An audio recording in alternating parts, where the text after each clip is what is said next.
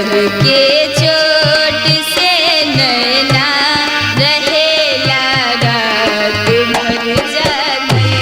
नजर के चोट से नैना रहेला रात भर जागल।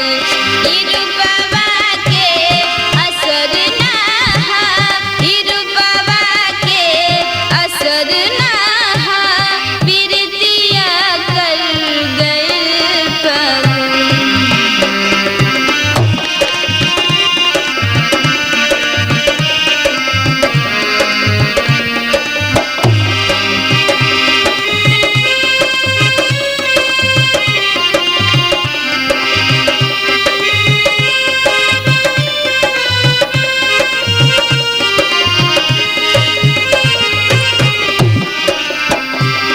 कवन जादू चला दिहलू, भइल बा दिल दीवाना हो।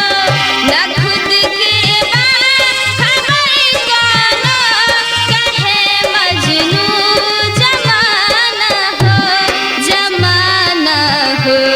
नजर के चोट से नैना रहेला रात भर जागल।